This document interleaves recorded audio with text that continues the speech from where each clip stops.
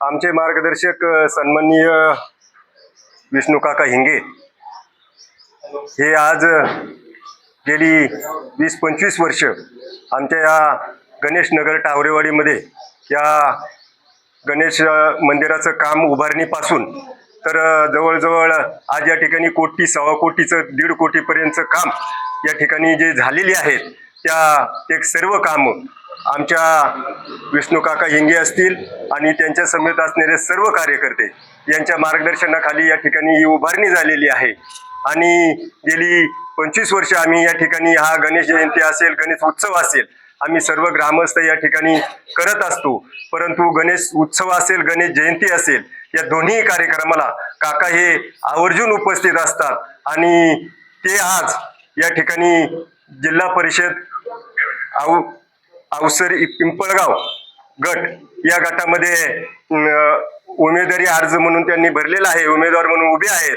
आणि पिंपळगाव गणातील पंचायत समिती गट आहे, तो गटामध्ये आमचे कृषी उत्पन्न बाजार समितीचे माजी संचालक सन्माननीय शिवाजी शेठ निगोट हे या ठिकाणी उपस्थित, त्यांचंही आम्हाला यापूर्वी सुद्धा भरपूर असं मार्गदर्शन लाभलेलं आहे।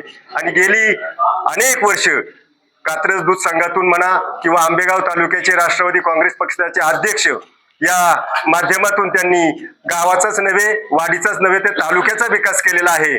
दूरदृष्टी असणारं नेतृत्व ही दोन्ही मंडळी या ठिकाणी आपल्याला लाभलेली आहेत।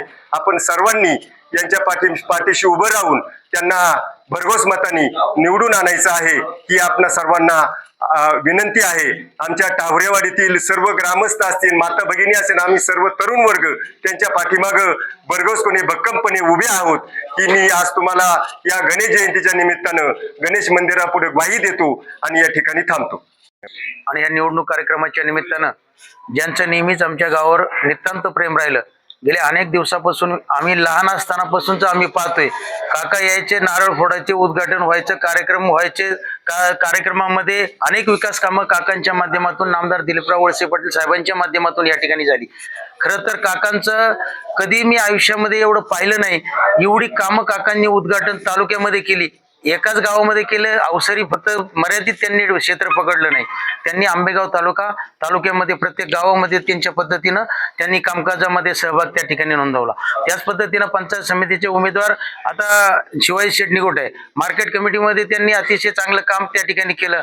मार्केट कमिटीमध्ये काम करत असताना आमच्या सारख्याच या ठिकाणी गावाचं नेतृत्व करत असताना त्यांचंही या ठिकाणी मोठं योगदान त्या ठिकाणी लाभलं। अनेक वेळा अनेक मार्गदर्शन आणि साहेबांना ज्या वेळेस काही गोष्टी कानावर टाकायच्या असतात, विकास कामं करायची असतात, त्या टायमाला काकांच्या माध्यमातून त्याप्रमाणे शिवाजी शेठ निगोट आता पंचायत समितीचे उमेदवार आहे, त्यांच्याही माध्यमातून अनेक विकास कामांना त्या ठिकाणी हातभार लागलेला आहे। आज खरं तर आज गणेश जयंती आहे, गणेश जयंतीच्या निमित्तानं काकांचं या ठिकाणी मनापासून मी स्वागत करतो, मी आभार व्यक्त करतो की काका या छोट्याशा गावामध्ये एवढं नितांत प्रेम करून आणि प्रत्येक माणसा घराघरामध्ये माणसांचा असणारा परिचय हा काकांचा मोठ्या प्रमाणात आहे। काकांचा विजय आजच तुम्हाला सांगतो हा निश्चित आहे। आमचं गाव 100% काकांच्या मागं आणि शिवाजी शेठ निगोट त्यांच्या पाठीमागं राहणार आहे, कारण गावाचा विकास करण्यामध्ये यांचा मोलाचा आणि सिंहाचा वाटा त्याच्यामध्ये राहिलेला आहे। मी मनापासून काकांचं आणि शिवाजी शेठ निगोट या दोन्ही उमेदवारांचं मनापासून गावामध्ये स्वागत करतो, आभार व्यक्त करतो आणि या पुढची कालखंडामध्ये असंच योगदान त्यांचं राहावं हीच अपेक्षा व्यक्त करतो। धन्यवाद। टावरेवाडीचा सरपंच आहात तुम्ही? ठीक आहे। आता या टावरेवाडी गावामध्ये कोणकोणत्या समस्या बाकी तुम्ही सरपंच आहात, तुमच्याकडे लोक सांगत असतील कोणकोणत्या समस्या बाकी आहे? आमच्या गावात सगळी कामं चांगली झालेली आहेत, रोड असेल, रस्त्याची कामही चालू आहे, पाण्याची जलजीवनचं कामही पूर्ण झालेले आहे। जवळजवळ 2 वर्षात आमची 13 कोटीची कामं गावात पूर्ण झाली, साहेबांच्या माध्यमातून, दादांच्या माध्यमातून, विष्णू काकांच्या माध्यमातून त्यांचं सहकार्य नेहमीच आम्हाला लाभलं। कोणत्या माध्यमातून विकास होईल असं वाटतंय? खरं तर काकांच्या माध्यमातून विकास होणार हे निश्चित प्रकारे आहे।